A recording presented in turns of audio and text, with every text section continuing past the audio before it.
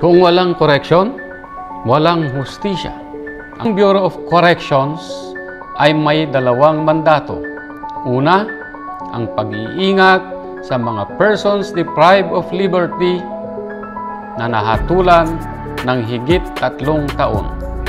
At pangalawa, ang magandang pagbabago ng mga PDL na ito. Sinisiguro ng Bucor ang mahigpit na seguridad ng ating mga PDL para sa kaligtasan ng lahat. Prioridad din namin ang mga programa para sa kanilang reforma. Mga kaibigan, ang Bucor ay narito po para sa inyong kaligtasan, para sa hustisya, para sa bayan. Sa kasalukuyan, nakaupo bilang ika-42 Director General si Yusek Gerald Kitalig Bantag mula September 2019 hanggang sa mga panahong ito. Gusto ko siya. O dito ka sa talagang may experience sa BGMP.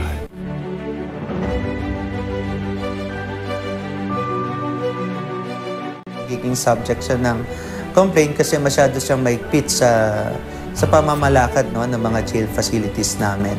Datapwat siya ay kinilala na mahigpit sa pamamalakad ng jail facilities, siya ay mapag-aruga at mapagmalasakit sa kaniyang nasasakupan. Mapag-aralan ang sangkatutak, sangtamba ng mga senior citizen dito na gustong-gustong palayain na ng ating mahal na Pangulo. It comes from the leadership. Pag may determined leadership, kakaskade down yun. Hindi natakot ang isang personnel na gumawa ng tama kasi alam niya na babakapan siya ng kanyang leader. At yun ay nagawa sa leadership ni Yusek Gerald Bantag.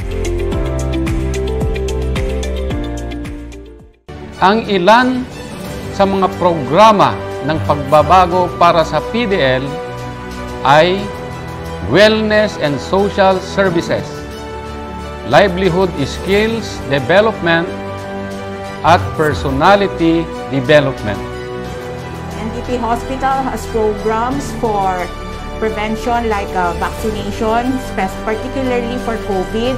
And as a matter of fact, the NDP Hospital has been coordinating closely with the local city health office for the vaccination of our PDLs. There are also programs for tuberculosis, diabetes, and hypertension, asthma. This is in coordination with the Department of Health. Tumutulong din ang Bucor sa pamamagitan ng Work and Livelihood Program to prepare our PDL na magkaroon ng dagdag kaalaman sa paghahanap buhay. Alam nyo din ba na dito sa Bucor ay tinutulungan natin ang ating mga PDL na makapagtapos ng kanilang pag-aaral sa tulong ng iba't ibang stakeholders and other government and non-government agencies.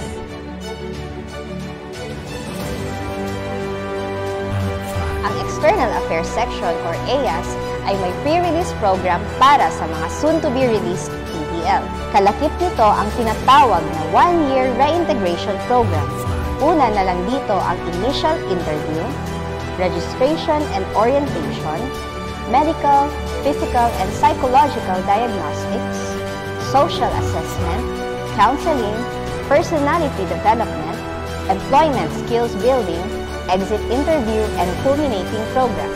Matapos ang isinagawang culminating program para sa ating mga bagong layang PDL, ay sinisigurado po ng Bureau of Corrections na makakauwi sila sa kani-kanilang pamilya sa iba't ibang panig ng bansa. Baon ang referral letter na ginawa ng isang social worker mula sa EAS na ibibigay naman sa local government unit, government and non-government agencies upang maging tulay para magkaroon sila ng trabaho at hanap buhay.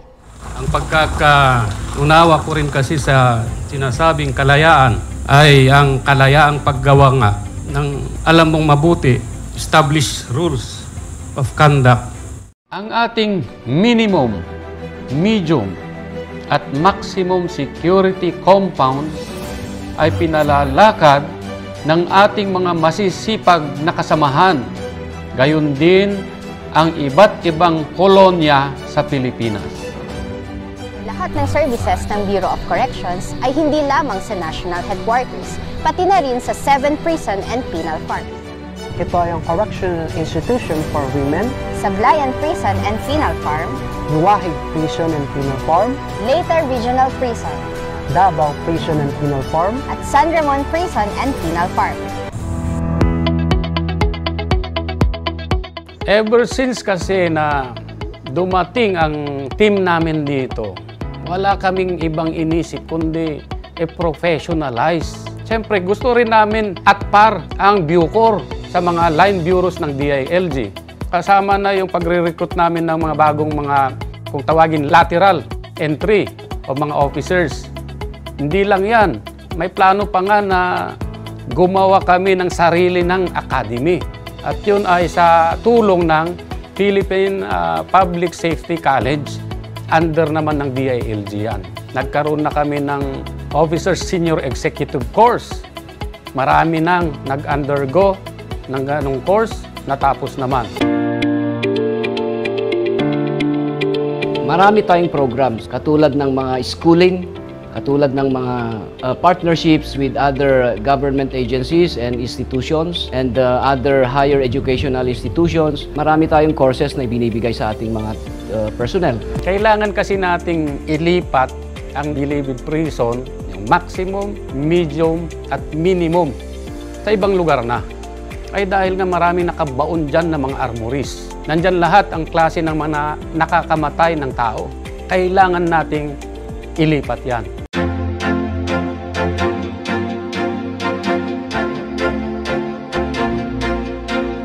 Ang isa sigurong pinakamagandang benefit pag na-transfer ang Bilibid Prison outside of Metro Manila ay mawawala na yung image ng Pilipinas having the worst prisons in the world. And if the PDLs or the inmates are away from the metropolis, mababawasin na rin natin yung connection nila sa mga illegal activities like illegal drug activities. Bakit?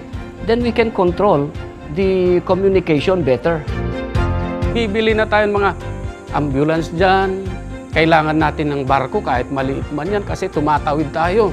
Bibili ng armored personnel carrier na magbibit-bit ng mga aming tauhan na mag-escort sa mga bus na nakalulan naman doon, mga PDL. So, secured. Itong mga PDL natin, nalalaya na. Pwede na natin silang i-deliver o ihatid door to door sa kanilang bahay. Safe na safe. Pag transfer natin yung Bilibid, mababago na yung image kasi yung pinapakita natin na main prison ng Pilipinas ay may papakita na natin na it is a world class, it is meeting the universal standard of a prison. Para mas mabigyang linaw ang karamihan, narito ang mga katanungan sa ating official Facebook page. Tanong ng isang follower natin, papaano nga ba ang proseso ng pagdalaw? Paano po ba ako makakadalaw? Meron naman tayong tinatawag na Inmates Visitation and Services Unit o IVSU na nakakatulong upang maibsan ang kalungkutan ng pamilya ng ating mga PDL. Ang IVSU ay may ilang proseso sa pagdalaw. Ang listing and verification, pag-inspeksyon at pagtimbang sa mga pagkain, body frisking, at ang panghuli ay ang pag-surrender ng identification card. Meron din tayong natanggap na katanungan kung papaano din ang proseso ng pagpapalaya. Ang Inmate Documents and Processing Division or IDPD ang siyang nagpoproseso ng mga karpeta ng isang PDL na posible ng makalaya, tulad ng maximum expiration of sentence, good conduct time allowance o GCTA, acquittal, parole, probation, recognizance, bail ban at Department Order 953. Samantala, magkakaroon naman ang Management Screening and Evaluation Committee Marathon or MSEC kada buwan. Ang MSEC members ang siyang nag-evaluate, nag-examine at nagsasagawa ng screening process ng mga qualified persons deprived of liberty upang mapabilis ang computation ng credit for preventive imprisonment or CPI at ng GCTA habang tinatapos nila ang kanilang sentensya sa ilalim ng naamyendahang Implementing Rules and Regulations for IRR ng Republic Act 10592. Kung walang correction, walang hustisya. Kasama ang Bureau of Corrections sa pagdiriwang ng ika-125 anibersaryo ng Department of Justice. Mahaba ang landas tungo sa hustisya. Minsan madali ang biyahe, madalas ay puno ng pagsubok. Pero sa sipag at pagkakaisa ng DOJ sa liderato ng ating mahal na kalihim, unti-unting nakikita ang reforma. Unti-unting natatamasa ang pagbabago. Ilang buwan pa lamang ang ating kalihim, nakuha na ang tiwala ng bayan. Lumakas ang loob ng bayan at sinabing, oo, may pag-asa ang hustisya.